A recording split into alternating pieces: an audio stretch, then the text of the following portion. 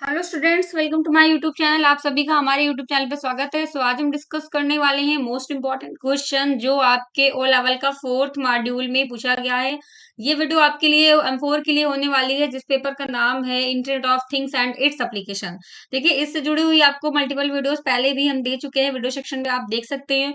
और एक हमने प्लेलिस्ट भी बना रखी है जिसका नाम है old paper solution, old paper practical solution M4 के लिए। तो आप प्लेलिस्ट पे जाके भी देख सकते हैं, हमने वहाँ मल्टीपल सोल्यूशन दे रखा है।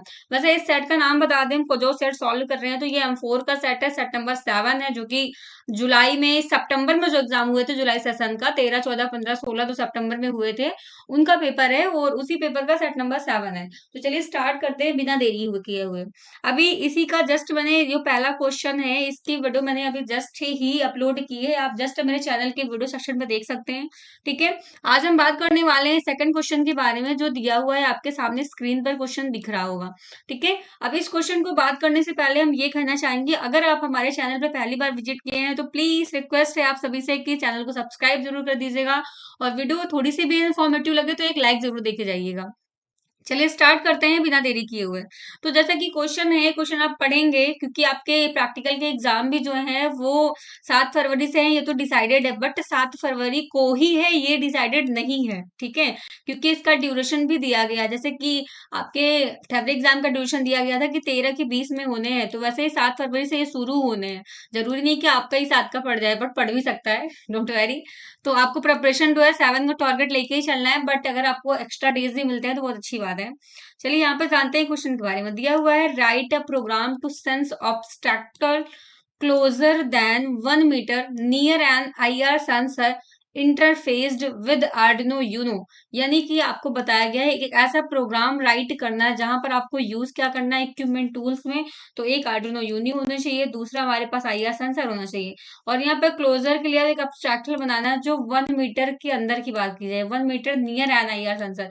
अगर आप 1 मीटर के अंदर हैं तब ये इंटरफेस करेगा IR सेंसर, अगर आप 1 मीटर के दूर जा रहे हैं तो ये नियर में आपको ऑब्स्टेकल क्लोजर नहीं देगा।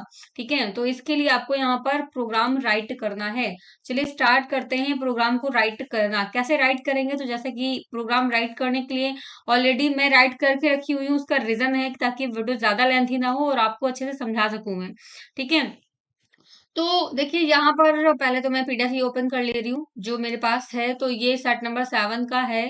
तो ऑब्स्ट्रैकल क्लोजर का मैंने बना रखा था प्रोग्राम, क्योंकि अभी मैंने जस्ट, क्योंकि मेरी ऑफलाइन क्लासेस भी चलती है, जैसे कि आप सभी जानते हैं कि गुरुकुल कंप्यूटर इंस्टीट्यूट में हम टीज भी करते हैं, तो वहां के लिए भी मुझे प्रिपरेशन करनी ही पड़ती है।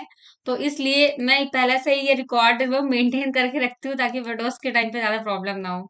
चलिए आगे बात करते हैं। मैंने इसको आर्डिनो पे ओपन किया। किस पे करना होता है आपको, आर्डिनो यूनो का जो सर्किट डिजाइन होता है उसको तो हम टिंकर कैट पे करते हैं, लेकिन एक्चुअली में उसके कोड करने के लिए अगर हमें हार्ड कॉपी में करना, तो आर्डिनो नाम का एक सॉफ्टवेयर होता है, आर्डिनो IDE। ठीक है, आप देख सकते हैं यहाँ पर आपको शो हो रहा होगा आर्डिनो 1.8.19 विंडोज EXE। ठीक है, तो अभी हम इसको ओपन करेंगे और जैसे ही ओपन करेंगे कुछ इस तरह सा फेज जो है इसका ओपन हो जाएगा। अब यहाँ पर हम क्या करेंगे, अपने कोड को पेस्ट कर देंगे, वहां से कॉपी किया था, यहाँ हमने क्या कर दिया, इसको पेस्ट कर दिया। अब पेस्ट करने के बाद हम लोग थोड़ा सा इसका स्पेस वगैरह रिमूव कर देंगे। ठीक है, जरूरी नहीं है बट आप कर भी सकते हैं। अब ध्यान दीजिए इस कोड में किया क्या गया है। ठीक है, तो सबसे पहले हम इसको करेंगे सेव। ठीक है, अगर हमारा कोड सही है तो पहले हम इसको क्या कर देंगे, सेव कर देंगे।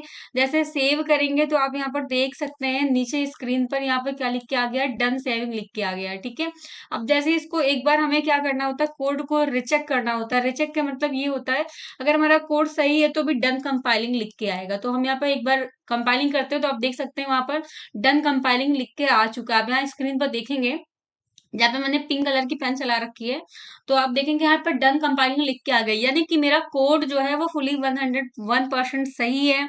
अब इसको बस अपलोड करने की बारी आती है। तो अपलोड करने से पहले हम क्या करेंगे, इसको समझ लेंगे। पहले सबसे पहले मैंने दिया है हैज डिफाइन। तो हैज डिफाइन का मतलब क्या होता है, सबसे पहली चीज तो यही जानना है आपको। तो हैज डिफाइन एक प्रकार का प्री डिफाइन फंक्शन होता है। ठीक है, इसके अंदर हमारे पास मल्टीपल जो वेरिएबल्स हैं उनको असाइन करने के लिए, किसी चीज को डिफाइन करने के लिए फंक्शन को स्टोर किया जाता आता है। अब आई आर आउट नाम का हमने एक वेरिएबल लिया है, ठीक है, कुछ और नहीं किया है हमने। आई आर आउट में हमने 12 नंबर पिन को डिफाइन किया है।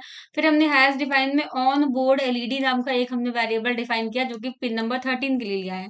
यानी एक एलईडी है, ठीक है, बहुत ज्यादा इसको हम लेंथी और क्रिटिकल ना बनाते हुए उसको हम थोड़ा सा सही कर दे रहे हैं, ठीक है, ताकि आपको लगे कि प्रोग्राम बहुत लेंथी नहीं है, ठीक है।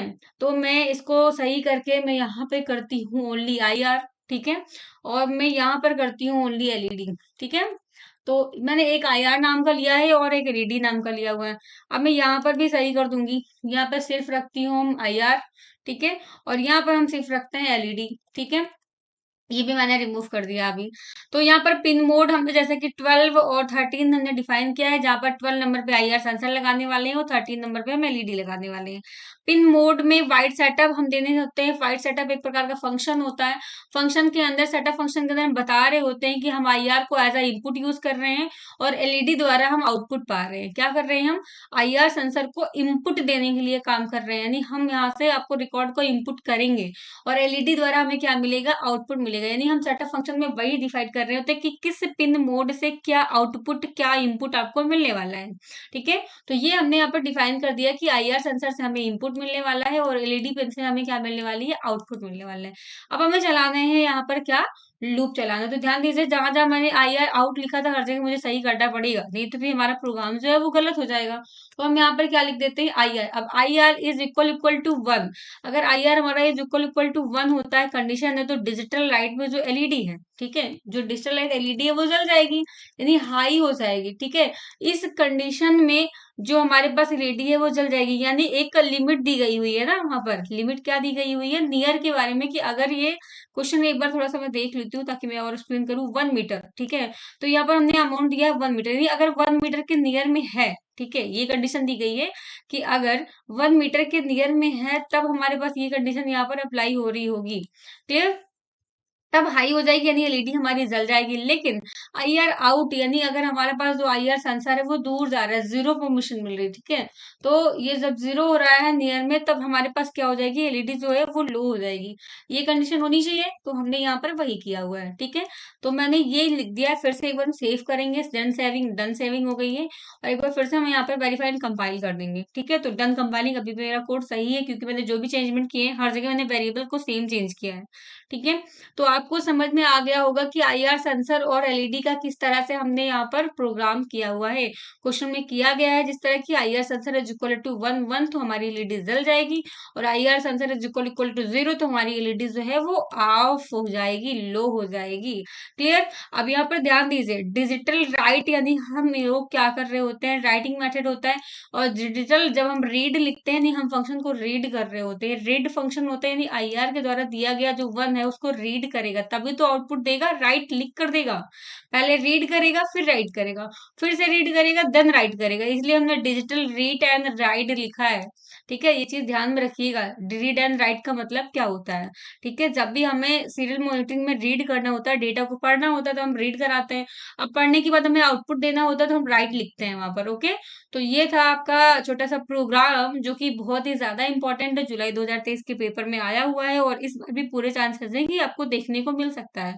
सो आज की वीडियो में इस क्वेश्चन को हमने सॉल्व कराया है। वीडियो अच्छी लगी हो तो प्लीज लाइक कर दीजिएगा,